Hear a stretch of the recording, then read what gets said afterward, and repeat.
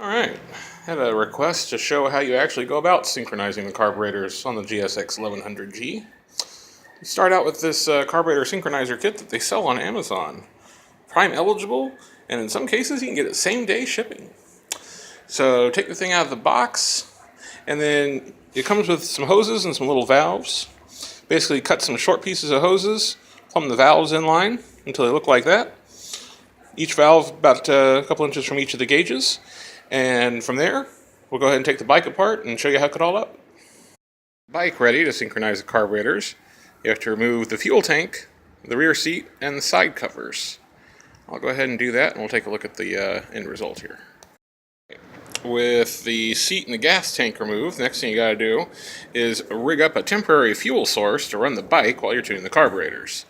What I did was ran to the auto parts place, got a really long piece of fuel hose, connected it to the pump inlet on one side, and stuck it in the end of a gas tank on the other.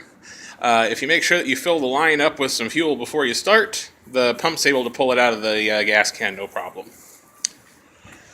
From there, we'll go ahead and take a look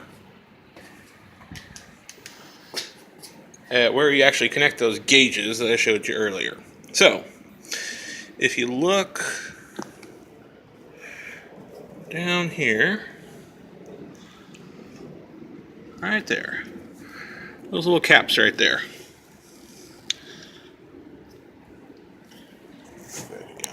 Before we begin synchronizing the carburetors, we need to make sure that the gauges are synchronized. And in order to do this, go ahead and leave them all with hoses attached but not connected to anything. At this point, they should be reading atmospheric pressure. On each gauge, there's a small screw here. Turning that screw adjusts the reading on the gauge. You want to adjust all of them so that they agree with each other. The absolute value here isn't important. What's important is that they all agree with each other. Make sure all the gauges are reading the same. It's time to adjust the little white regulator valves on each of the gauges. In order to do that, connect one to one of the cylinders, fire it up,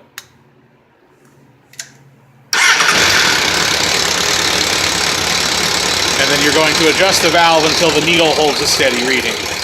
When it's out of adjustment, you'll see the needle bounces all over the place. By adjusting this valve, you're able to get the needle to steady out.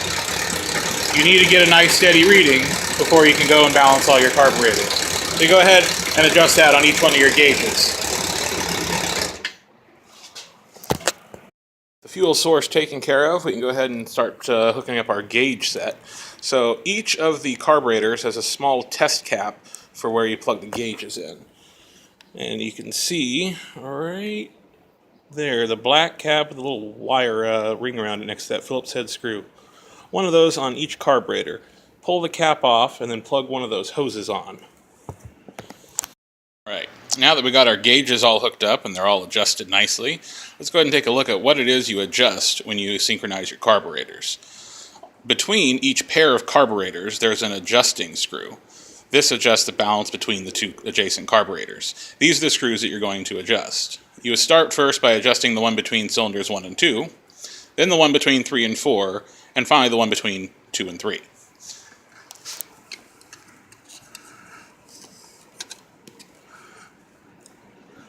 You can maybe just barely see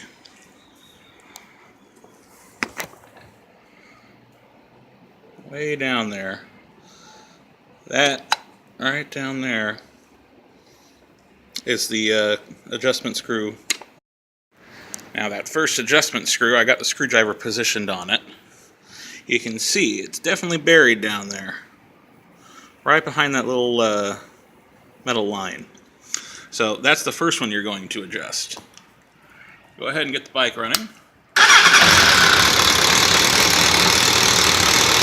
And you'll compare the pressure readings between the first one and the second one here.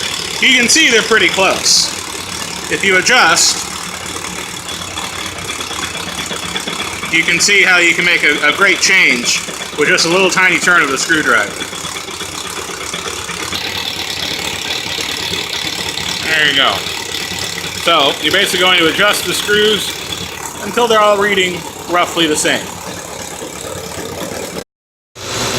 Alright. So you can see we got the screwdriver there on the first adjuster. I've already gone through and adjusted these. You basically just want the needles to all be pointing in the same spots, or as close to it as you can get to. And that's really all there is to synchronizing your carburetor.